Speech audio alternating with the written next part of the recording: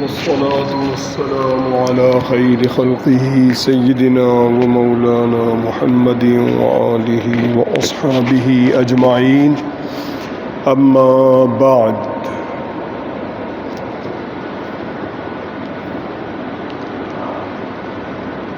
قرآن پاک میں دو افراد کی مثالیں بیان کی جو دونوں دوست تھے یا دونوں قریبی عزیز تھے.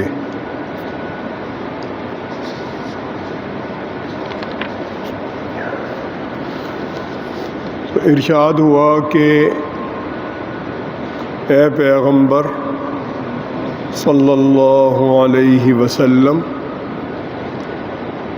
آپ دو مردوں کی مثال بیان کیجئے.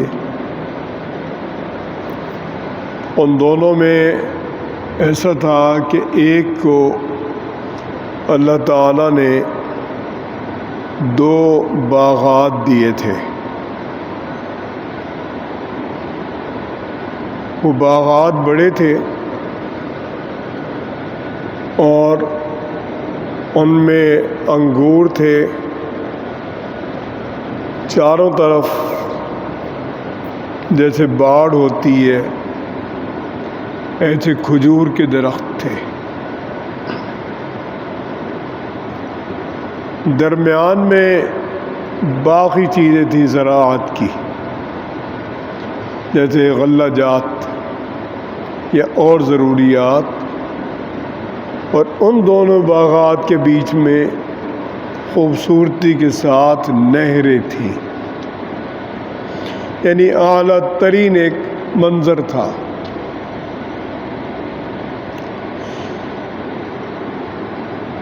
اور دونوں باغات خوب پھل دیتے تھے.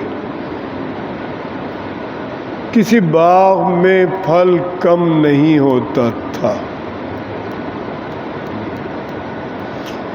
درمیان میں ان کے لیے نہر تھی اور یہ باغ اس کے لیے نفع بخش تھا. یعنی ہر طرح سے اس میں نفع تھا، صحت بخش بھی تھا، مال بھی تھا، زراعت بھی تھی. کیونکہ باغات میں برکت تھی. صرف جو جھاڑیاں باغات کی بکتی ہیں، بڑے باغات کی، وہی لاکھوں میں ہوتی ہیں. تو اللہ تعالیٰ نے بتایا کہ وَكَانَ لَهُ ثَمَرٌ، اس میں ان کے لیے نفع تھا، پھل تھے. یہاں مراد ہے کہ یہ نفع بخش باغ تھا. تو ایک اور دوست تھا جس کے پاس یہ چیزیں نہیں تھیں. تو ایک دفعہ اس نے بڑے فخر میں گفتگو کی اور کہا کہ میں مال میں بھی تم سے زیادہ اور افرادی قوت میں بھی تم سے زیادہ. ملازمین ہیں، مزارعین ہیں، نوکر چاکر ہیں، بہت نعمتیں. ایک دن ہی اپنے باغ میں داخل ہوا، سب طرف نفع ہی نفع تھا، باغ پھلوں سے بھرا ہوا تھا. تو اس نے کہا کہ میں نہیں گمان کرتا کہ یہ مال، یہ باغ کبھی بھی تلف ہو سکتا ہے. کیونکہ جب آدمی کے پاس دولت ہوتی ہے اس کے ذہن نہیں مانتا کہ میں کبھی غریب بھی ہو سکتا ہوں. جب غریب ہوتا ہے ذہن نہیں مانتا کہ میں کبھی امیر بھی ہو سکتا ہوں. تو اس کا ذہن نہیں مانتا تھا کہ میں کبھی گھاٹے میں جا سکتا ہوں. ہر طرف نفع ہی نفع ہے. اور کیونکہ یہ کافر تھا تو اس نے کہا میرا نہیں خیال کہ کبھی قیامت آئے گی. وما اظن الساعة قائمہ، اور اگر قیامت آئی اور میں اپنے پروردگار کے پاس دوبارہ لوٹایا گیا، دوبارہ وہاں میری پیشی ہوئی، زندگی ملی، تو وہاں اس سے بہت زیادہ مجھے ملے گا بدلے میں. یہاں ایک باغ ہے تو وہاں کئی باغ مل جائیں گے، یہاں ایک نہر ہے وہاں کئی نہریں ملیں گی. یعنی ہر جگہ میرا حق ہے کہ میں امیر رہوں. اس کے ساتھی نے اس کو سمجھایا کہ تو غلطی پر ہے. اکفرت بالذی خلقک من تراب، کیا اس ذات عالی کا تو منکر ہو رہا ہے جس نے تجھے مٹی سے پیدا کیا، پھر ایک پانی کے قطرے سے پیدا کیا، پھر تجھے ایک ساخت دی، صحیح بنایا، انسان بنایا، مرد بنایا، تو اس پروردگار کا انکار کر رہا ہے.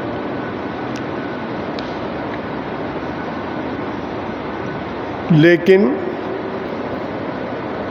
هو اللہ ربی، میرا رب وہی اللہ ہے. اس کے ساتھی نے اسے کہا جس پہ یہ فخر کر رہا تھا، اور کہا کہ میں اپنے پروردگار کے ساتھ کسی کو شریک نہیں کرتا.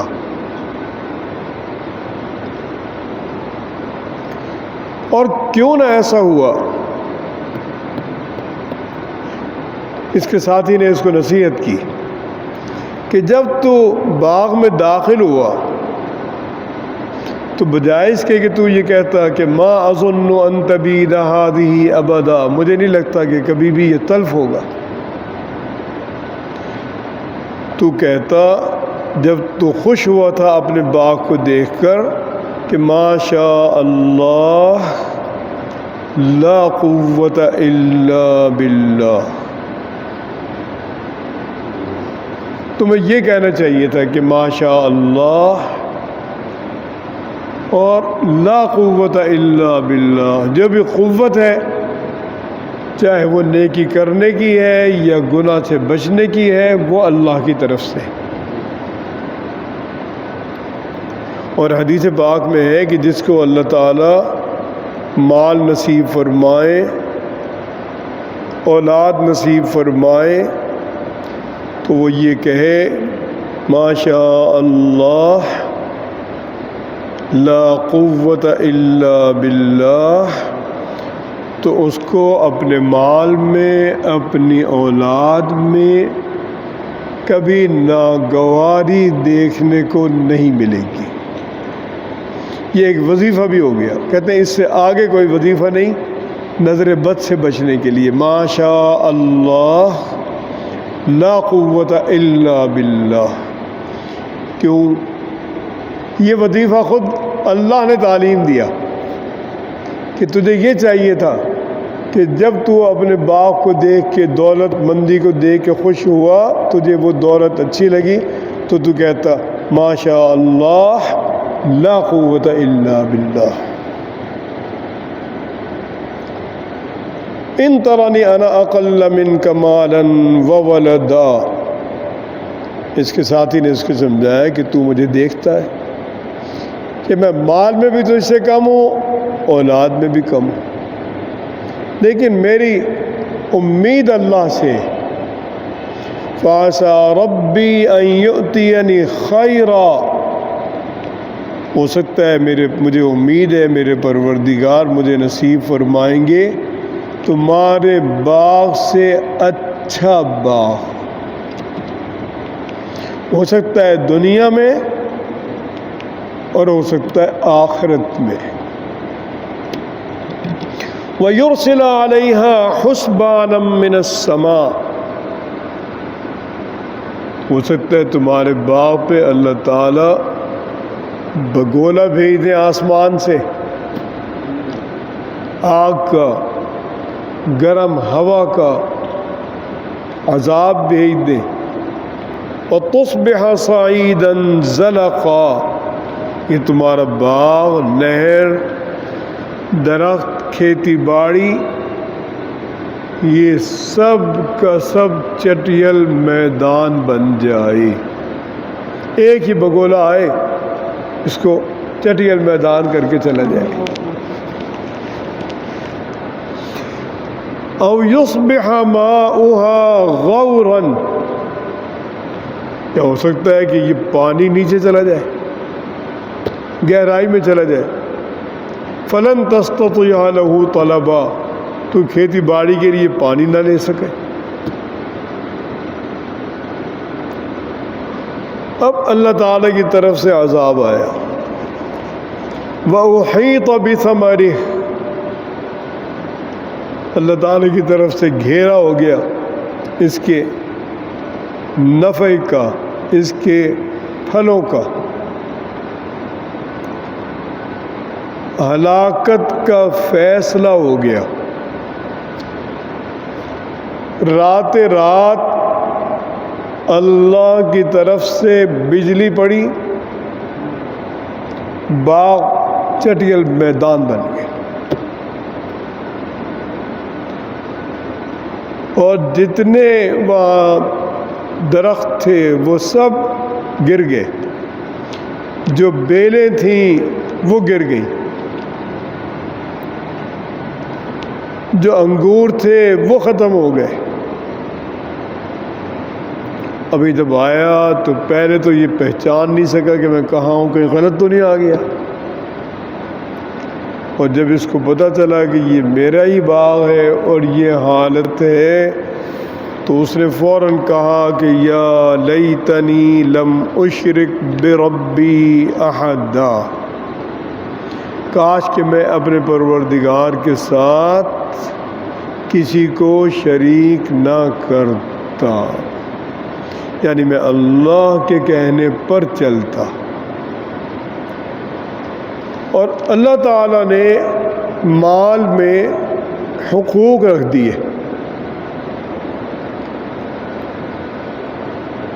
غریبوں کا حق رکھ دیا، زکوٰۃ رکھ دی،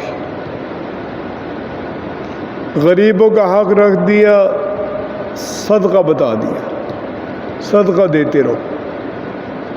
جب آدمی زکوٰۃ دے گا، صدقہ دے گا، بہت سے لوگوں کی دعائیں اسے مل جائیں گی۔ لوگ دعا کریں گے اے اللہ اس کا مال کم نہ ہو، یہ ہمیں زکوٰۃ دے رہا ہے، خیرات دے رہا ہے، صدقات تقسیم کر رہا ہے۔ تو اللہ تعالیٰ نے اس کو دکھایا اور اتنی بے بسی بھی دکھائی کہ کوئی شخص ایسا نہیں تھا یا کوئی جماعت ایسی نہیں تھی جو اس کی مدد کر سکے۔ تو اللہ تعالیٰ فرماتے ہیں ہنالک الولایہ، کہ وہاں پر جو بادشاہت ہے للہ الحق، اسی ذات کی ہے جو حق ہے، جو قائم ہے، جس کو فنا نہیں ہے۔ حقیقی بادشاہت اسی کی ہے۔ جو موجودہ دور میں ہمیں بادشاہت نظر آ رہی ہے، امریکہ کی، یورپ کی، روس کی، چین کی، یہ ان کی بادشاہت نہیں ہے، بادشاہت اللہ ہی کی ہے۔ میرے والد صاحب نے ایک دفعہ مثال دی، انہوں نے کہا کہ مسلمانوں کی مثال ایسی ہے کہ ایک بادشاہ اپنے وزیر سے ناراض ہو گیا، اس نے خاک روب کو بلایا اور کہا کہ برسر مجلس اس وزیر کے سر پہ جوتے لگاؤ۔ بس یہ وہی مثال ہے کہ مسلمان سرکشی میں آ گئے، اللہ کو بھول گئے، اللہ کا انکار کرنے لگے، اللہ کے دیے ہوئے دین کو جھنجھال سمجھنے لگے، دین بیزاری آ گئی، کوئی پرویزیت کی طرف جا رہے ہیں لوگ، جاوید الغامدی کی طرف جا رہے ہیں، ہر وہ رستہ لے رہے ہیں جو گمراہی کا ہے۔ اور یہ اللہ نے ایک عذاب دیا بنی اسرائیل کو 9ویں پارے میں 6 رکوع کے بعد جو 7واں رکوع ہے، وَوَعَدْنَا مُوسَىٰ 30 لَيْلَةً وَأَتْمَمْنَاهَا ب10، اس رکوع میں اللہ نے اپنے عذاب کا ذکر کیا، اور عذاب یہ دیا بنی اسرائیل میں ایک طبقے کو کہ سأصرف عن آیاتی الذین یتکبرون فی الارض بغیر الحق، میں اپنے احکام سے ان کے منہ موڑ دوں گا جو زمین میں ناحق بڑائی کریں گے۔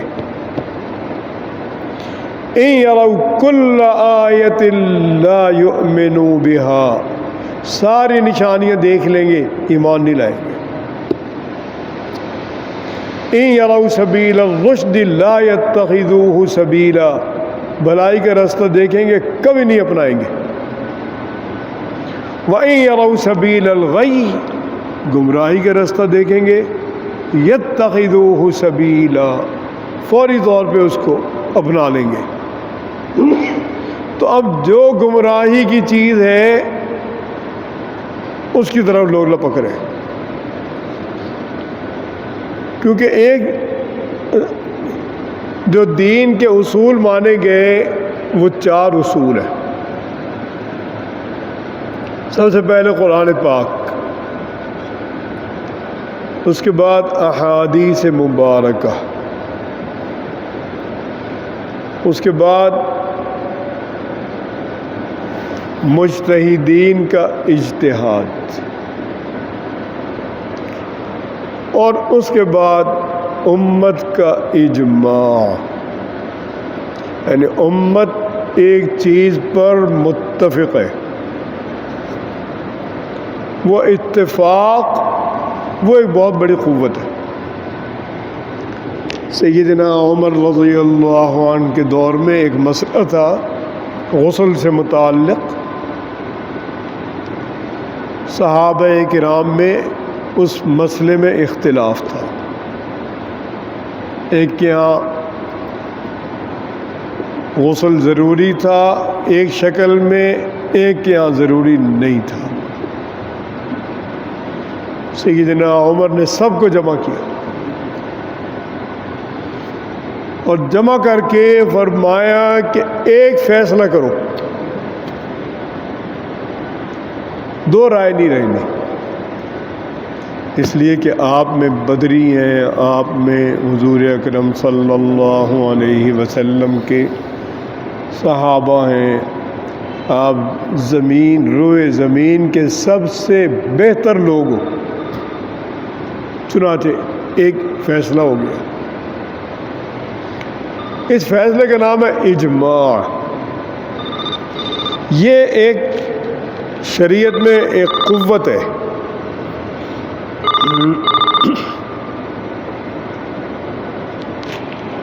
ایک بہت بڑی قوت ہے۔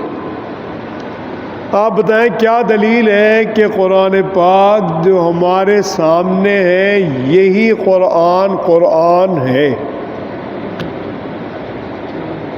اجماع ہے، اجماع امت اور تواتر، کیونکہ لاکھوں کروڑوں لوگ لاکھوں کروڑوں سے ایک چیز لے رہے ہیں، پھر وہ آگے لے رہے ہیں، پھر وہ آگے لے رہے ہیں، وہ ہم تک پہنچا، اور دو رائے نہیں ہے۔ تو جو چیزیں اجماعی ہیں، اب جو طبقات آ رہے ہیں وہ اجماع کو نہیں مان رہے، اور وہ بڑے ایک ہلکی چیز بنا کر اپنی رائے پیش کر دیتے ہیں، کہتے ہیں ہماری رائے، تو رائے نہیں، شریعت ان 4 اصولوں کے تحت ہے۔ قرآن پاک میں مسئلہ ہے سر آنکھوں پر، آگے کوئی گنجائش نہیں۔ احادیث مبارکہ میں آ گیا، وہاں اجتہاد نہیں ہوگا، حدیث میں آ گیا۔ مجتہدین نے اجتہاد کیا، اور اس اجتہاد کے مقابل کوئی اجتہاد نہیں ہے، اور ایک دورانیہ گزرا، وہ اجماع ہو گیا، اس پہ پھر اور رائے نہیں لی جا سکتی۔ اب کوئی نئی رائے آج دے کہ حضرت عمر نے بھی اجماع کیا تھا، اب ہم کرتے ہیں، اب ان جیسے سینئر لوگ چاہیے جنہوں نے عہد نبوی کو خود دیکھا تھا اور حضور اکرم صلی اللہ علیہ وسلم کے ساتھ خود رہے تھے۔ حضرت عمر رضی اللہ عنہ کو جب کوئی مسئلہ درپیش ہوتا اپنے دور میں، تو وہ صحابہ کرام سے پوچھتے تھے کہ اس بارے میں کوئی حدیث ہے، تو انہیں بتایا جاتا تھا کہ حدیث ہے، تو وہ کہتے تھے کہ یہ حدیث بھی مجھے بتاؤ اور گواہ بھی لاؤ۔ اور کئی دفعہ فرمایا کہ جو مجھے سب احادیث کا علم نہیں، وہ اس لیے نہیں کہ میں ایک دن کاروبار کرتا تھا، ایک دن مجلس میں حاضر ہوتا تھا حضور اکرم صلی اللہ علیہ وسلم کی، کیونکہ مصروفیات کاروباری بھی انہوں نے جاری رکھی، تو اس دن بہت سی چیزیں ایسی پیش آ چکتی تھیں جو ساری میرے علم میں نہیں آتی تھی۔ حضرت عبداللہ بن مسعود رضی اللہ عنہ کی خدمت میں ایک عورت کا مسئلہ آیا، ان کا اسم گرامی تھا خاتون کا، ان کا اسم گرامی نہیں معلوم، لیکن مسئلہ یہ تھا کہ ایک لڑکی کا نکاح ہوا، ابھی رخصتی نہیں ہوئی، شوہر وفات پا گیا۔ اب کیا اس عورت کو عدت کرنی ہے یا نہیں کرنی؟ کیونکہ رخصتی نہیں ہوئی، اور اس کو مہر ملنا نہیں ملنا کیونکہ رخصتی نہیں ہوئی۔ انہوں نے فرمایا میں اس پہ غور کروں گا۔ یہ لوگ پھر آئے، فرمایا میرا بھی غور جاری ہے۔ آتے رہے، ایک دورانیہ گزر گیا، پھر انہوں نے ایک موقع پر مسئلہ بیان کیا، لیکن مجمع میں، اور فرمایا کہ اگر میں اپنے اس اجتہاد میں صحیح ہوں تو اللہ کی رحمت ہے، غلط ہوں تو میں ذمہ دار ہوں، یعنی میں اس سے پھر رجوع کر لوں گا۔ اور فرمایا کہ اس عورت پر عدت بھی ہے، اور یہ عورت پورے مہر کی حقدار بھی ہے۔